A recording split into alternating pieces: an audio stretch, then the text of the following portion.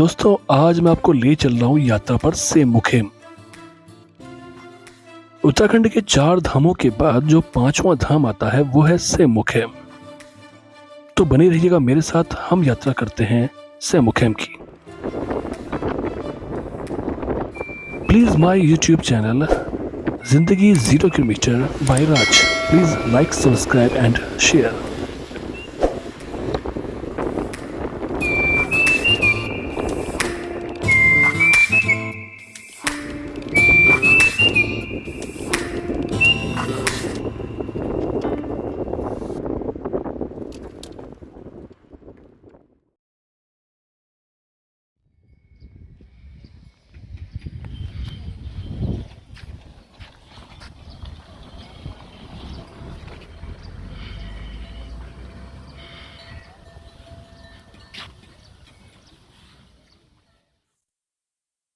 दोस्तों, हम इस समय है सेमुखेम। प्रसिद्ध सेमुखेम नागराजा मंदिर में हर साल नवंबर महीने में एक मेले का आयोजन किया जाता है। सेमुखेम में भगवान श्री कृष्ण की शेष नाग के अवतार के रूप में पूजा की जाती है और मान्यता है कि द्वापर युग में भगवान श्री कृष्ण सेमुखेम में यात्रा के लिए आए थे, तो उन्हें ये स्थान बहुत अच्छा लगा। उस वक्त सेमुखेम के राजा गंगू रमोला से उन्होंने जगह मांगी, तो गंगू रमोला ने जगह देने से इनकार कर दिया, जिससे क्रोधित होकर भगवान श्री कृष्ण ने गंगू रमोला की सभी गाय भैंस को पत्थर बना दिया। उसके बाद गंगू रमोला के जगह देने के बाद श्री कृष्ण के रूप में वो यहाँ पे स्थापित हो गए।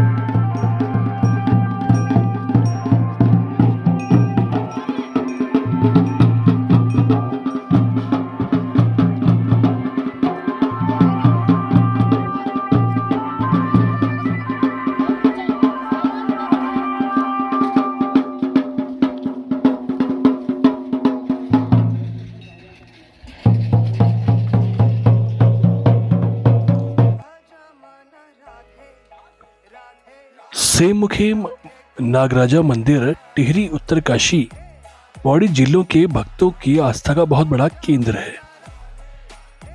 हर वर्ष नवंबर में यहाँ पर 3 दिवसीय मेले का आयोजन भी किया जाता है। पौराणिक कथाओं के अनुसार महाभारत युद्ध के बाद श्री कृष्ण यात्रा पर निकले, तो सेमुखेम जो जगह थी इन्हें बहुत पसंद आई। उन्होंने वहां के राजा गंगू रमोला से कुछ जगह मांगी, तो गंगू रमोला ने श्री कृष्ण को जगह नहीं दी, जिससे नाराज होकर श्री कृष्ण ने वहां उसकी गाय को और भैंसों को पत्थर बनकर या बन जाने का श्राप दिया।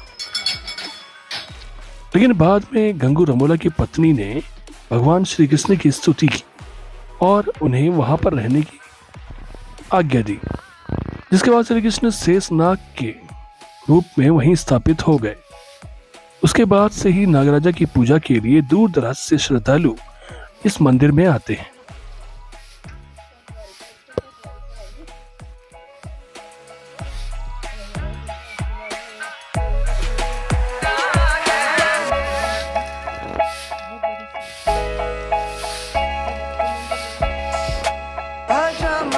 राधे राधे राधे राधे गोविंदा, राजा माना राधे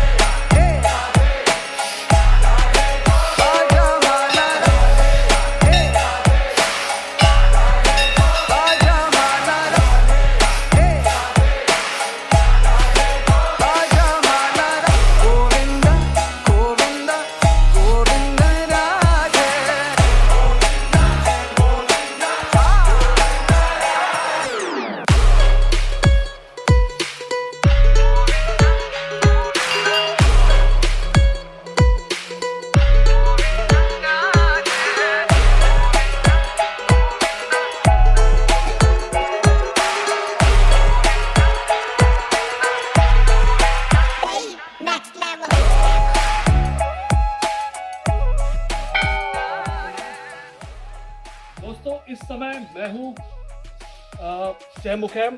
और सहमुखैम पांचवा धाम, जैसे कि आपको पता कि 4 धाम बद्रीनाथ, केदारनाथ, गंगोत्री, यमुनोत्री, उसके साथ साथ पांचवा धाम सहमुखैम। और इसमें अभी हम लोग नीचे से जो चढ़ के आए ऊपर मुखैम से, तो लगभग 2-2.5 किलोमीटर आपको चलना पड़ता है ऊपर के लिए। और फिर बहुत अच्छा है, आप थकते नहीं है रास्ते में बिल्कुल भी। और एक दार्शनिक जगह बहुत अच्छी। कल का मौसम जिस हिसाब से खराब था, लेकिन आज बहुत ही शानदार मौसम है, पूरा आकाश खुला हुआ मौसम। और आइए आपको दर्शन करवाते हैं सहमुखैम के, बने रहिएगा।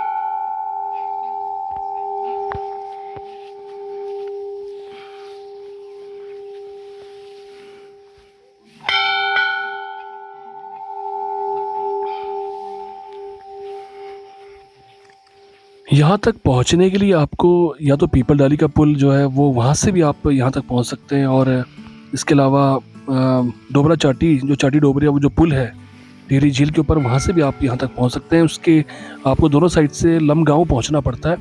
पहले लमगांव से ही डायरेक्ट ये या जो यात्रा होती थी यहाँ की, ये 15 किलोमीटर की खड़ी चढ़ाई चढ़नी पड़ती थी यहाँ तक पहुँचने के लिए।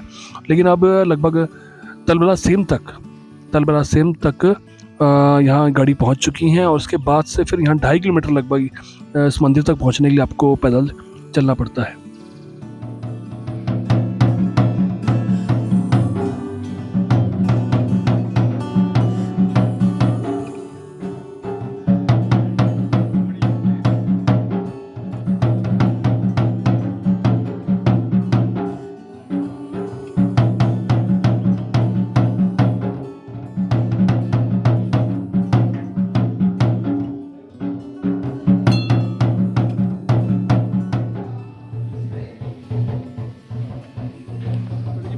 प्रणाम प्रणाम प्रणाम। आपका स्वागत है। और सहमुखैम आगमन में सभी श्रद्धालुओं भक्तों का जो है हार्दिक अभिनंदन, हार्दिक स्वागत। आज आप लोग यहाँ पर पधारे हैं और भगवान आपकी यात्रा जो है मंगलमय हो। आपको बैठ यहाँ पर जो है जो मंदिर का जो इतिहास है वो इस प्रकार है कि गंगोरो मोला जो द्वापर युग की बात है, और गंगोरो मोला यहाँ का गणपति था, राजा था। और गंगोरो मोला की यहाँ पर छान थी। गंगोरो मोला राजा के रूप में था, तो उसके नौकर चाकर, गाय भैंस बकरियाँ यहाँ पर रहती थी, तो उसके नौकर चाकर भी यहाँ पर रहते थे। भगवान कृष्ण जब द्वापर युग में तब बाद में भगवान कृष्ण जब हिमालय में आए, हिमालय बिल्कुल ठीक सामने दिखता है। हिमालय अभी धुयारा लगा हुआ, नहीं तो हिमालय बिल्कुल सामने। तो हिमालय से भगवान की नज़र इस रमणीक द्वीप में पड़ी। उस समय इसका नाम रमणीक द्वीप था। तो भगवान के मन में ये आया कि मैं एक बार उसमें ज़रूर जाऊंगा। तो भगवान ब्राह्मण के रूप में यहाँ पर आए। तो ब्राह्मण के रूप में आए तो गंगोरो मोला से उन्होंने 2 हाथ जगह मांगी कि मुझे भी यहाँ पर थोड़ा सा तप करने लगे, रहने के लिए मुझे जगह दे दे। तो गंगोरो मोला ने जो है जगह देने से इनकार कर दिया था। जब इनकार कर दिया था तो भगवान का तिरस्कार हुआ। भगवान ने उसे क्रोध में जो है श्राप दे दिया। तब श्राप देने से उसके गाय भैंस बकरियां सब पत्थर हो गए, नौकर चाकर सब पत्थर हो गए। सारे राज्य में भुखमरी हो गई, पूरे राज्य में हाहाकार मच गया। उसके जो दूध के वो थे उसमें दही में जो है खून बन गया। सारे सांप ही सांप जो है, पूरे जंगलों में सांप ही सांप दिखने लगे। तो गंगोरो मोला जो है बहुत परेशान हो गया। गंगोरो मोला बहुत क्रूर शासक था। गंगोरो मोला जो है जैसे कैसी बातों को मानता ही नहीं था। तो गंगोरो मोला जब परेशान हो गया तो उनकी घरवाली पत्नी मैनावती, उनकी पत्नी का नाम था, दोनों ने भगवान पुकारा। तो भगवान ने स्पष्ट रूप से उस गंगोरो मोला को दर्शन दिए और कहा कि मैंने जो तेरे गाय भैंस बकरियां थी वो सब पत्थर हो गई, अब उनका तो कुछ हो नहीं सकता। तो भगवान के उन्हें पैर पकड़े, भगवान से विनती करी, भगवान तुम ही यहाँ रहो, मैं आपको सेवक के रूप में, मैं आपकी सेवक के रूप में यहाँ पर रहूँगा, आप ही जो है यहाँ पर हो। तो उसने गंगोरो मोला ने उस शिला में, उस शिला के चारों तरफ मंदिर बनाया। और उस शिला में कृष्ण और बलराम ने दोनों भाइयों ने जो है उसको स्पष्ट रूप से उस शिला में बैठकर उस गंगोरो मोला को दर्शन दिए। ये पेड़ था उस समय, ये ऊपर जो पेड़ है, हाँ, और ये शिला और पानी यहाँ से निकलता था। तो उस समय यही वो शिला ही यहाँ पर निशानी थी। और भगवान ने कहा ये शिला ही मेरा प्रतीक रहेगी, मेरे आत्मा रहेगी, मेरा जो मैं इसी में विराजमान रहूँगा और यही शिला मेरी निशानी है। तो इसके चारों तरफ जो है गंगोरो मोला ने जो है मंदिर बनाया। फिर भगवान की निसंतान, वो क्या नाम है, गंगुरमोला निसंताना था। गंगुरमोला की कोई औलाद नहीं थी। भगवान ने उसे 2 वरदानी पुत्र भी प्राप्त हुए। सिद्धवा विधवा के 2 नाम जो है, सिद्धवा विधवा जो उनके बलदानी पुत्र, वो जो वीर साहसी पुत्र वो हुए, तो वो सिद्धवा और विधवा नाम के थे। उसके बाद एक शतरंज सौड़ में एक हिडम्बा नाम की राक्षसी रहती थी। ऊपर वो जो दिख रहा है सामने शतरंज सौड़, वहाँ जो दिख रहा है, हाँ शतरंज सौड़ में जो है उस गंगुरमोले के जो है वो गाय भैंसे खा जाती थी, नौकर चाकरों को खा जाती थी। वो राक्षसी थी, खतरनाक राक्षसी थी। तो भगवान से उन्हें गंगुरमोले ने विनती करी, भगवान इस राक्षसी ने मुझे बहुत परेशान कर दिया, मेरे कई लोगों को खा लिया। तो भगवान ने उसके साथ शतरंज खेले, वहाँ शतरंज खेल के, और भगवान को उसका हिडम्बा नाम राक्षसी ने जो है खाना चाहा। भगवान ने उसको लात मारी, उसका शरीर तलबला सेम में जा गिरा, जहाँ आपकी गाड़ियाँ है। अच्छा। नीचे तलबला सेम जो मैदान है, वहाँ पर उसका जो है शरीर गिरा। तो इस तरह से फिर कालियानाग को भी भगवान कृष्ण ने जो है यमुना नदी से जब विषैली हो गई थी, तो भगवान कालियानाग को भी इस घनघोर जंगल में भेजा। उस समय द्वापर युग में बहुत घनघोर जंगल था। उसने कहा जाओ, तुम वहाँ जाओ। तो वो जो कालियानाग की जो कथा है, कालियानाग ने जो है रात को विश्राम किया डांडा के नागरजा में। जी, डांडा का जो नागरजा है उसमें कालियानाग ने वहाँ विश्राम किया। और कालियानाग को किसी ने दूध तो दिया नहीं। अब दूध भी कैसे देते, सांप का रूप है, तो हर आदमी को डर लगता है।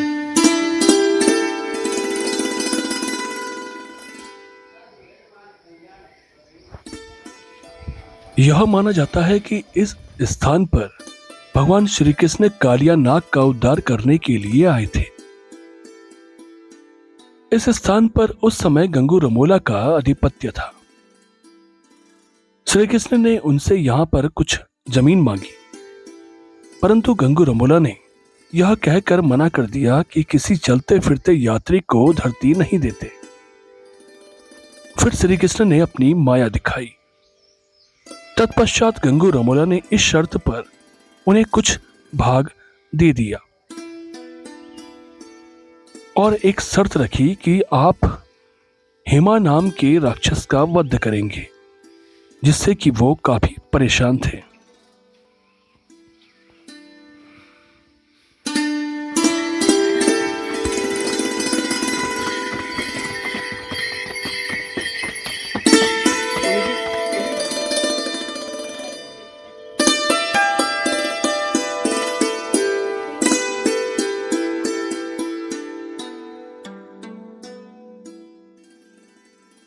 दोस्तों, अब हम लोग जा रहे हैं यहीं से मंदिर से लगभग आधा किलोमीटर होगा, लगभग ये आधा किलोमीटर या 1 किलोमीटर, और जगह का नाम है डुगडुगी धार। और यहाँ पे जो खासियत है डुगडुगी धार की, वो है एक पत्थर, एक ऐसा चट्टान, एक ऐसी पत्थर जो एक उंगली से भी हिलता है, और उसी को हम देखने जा रहे हैं। तो बने रहिए हमारे साथ और हम लोग चलते हैं उस पत्थर को देखने के लिए। आखिर वो पत्थर है कैसा। हम लोग भी काफ़ी एक्साइट हैं ये देखने के लिए, क्योंकि हम लोग सुना है जो कि वो एक जो हमारी छोटी उंगली जो होती है, या एक अंगली की उंगली से भी ये हिलने लगता है।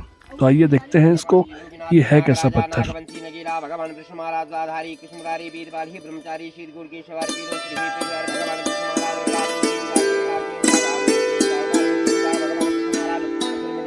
कृष्ण महाराज मन को बनाए, कष्ट को निवारण कर, पाप को हरण कर, भगवान कृष्ण महाराज नागराजा नागमंत्री नंदा भगवान कृष्ण महाराज जय जय द्वारधारी कृष्ण महाराज।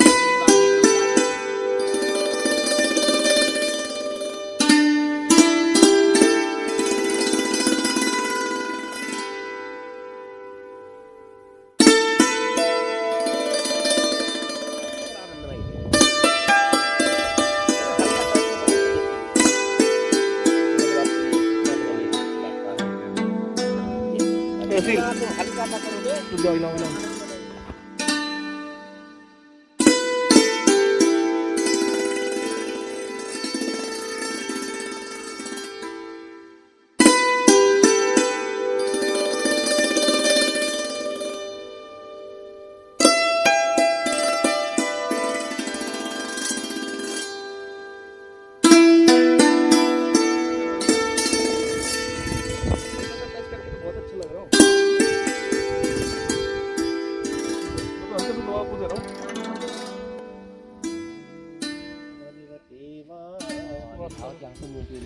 पंडित जी, इस जगह का नाम बताएंगे आप हमको? इस जगह का नाम क्या है? जी हाँ, ये डुगडुगी शेम है जी। भगवान श्री कृष्ण का तीसरा स्थान।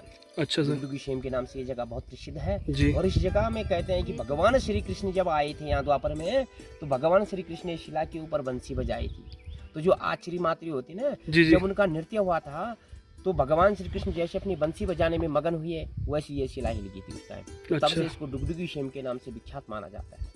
यहाँ से हर जगह का दर्शन कर सकते हैं आप, जैसे श्रीखंडा माता का हो गया, खैट पर्वत का हो गया, और दीव का पर्वत जो यहाँ से सबसे टॉप माना जाता है। जी। जी पर्वत में आचरी माता का वंश बाग होता है, कई रूप धारण किए, फिर भी यथावत गंगूरमोल का कोई प्रभाव नहीं पड़ा। तो उस टाइम गंगूरमोल के टाइम यहाँ आ गई थी हिरण्यराक्षी। तो हाँ, जब भगवान कृष्ण यहाँ आए थे, महाभारत जब समापन हो गया था ना द्वापर में, तो भगवान कृष्ण आए थे यहाँ स्वर्गरोहिणी से होके।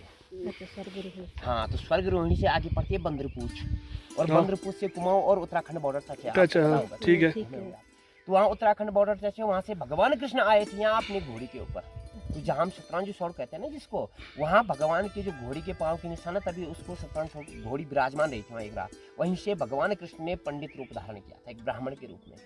तो भगवान स्वयं यहाँ भिक्षुक रूप में आए थे अपने भक्त गंगूरमोला जी के पास, और भगवान ने उनसे जगह की याचना की कि आप मुझे 9 हाथ 9 भीत जगह दान कर दो। तो गंगूरमोला के अंदर इतना क्रूर आ गया था, घमंड आ गया था कि उसने स्वयं भगवान को, मतलब द्वारिकाधीश को पहचानने से इनकार कर दिया। कहा मैं किसी को नहीं पहचानता हूँ और ना मैं किसी को कोई जगह देता हूँ। यथावत मैं यहाँ जो रमोली गढ़। तो दोस्तों, ये यात्रा थी हमारी सेम मुखेम की, और मेरे साथ थे विजय सर, रेखा मैम, लक्ष्मी मैडम, संतोष सर, और साथ में मैं। तो बहुत शानदार ये यात्रा थी। तो अगली बार कोई नई जगह के साथ, तब तक के लिए गुड बाय।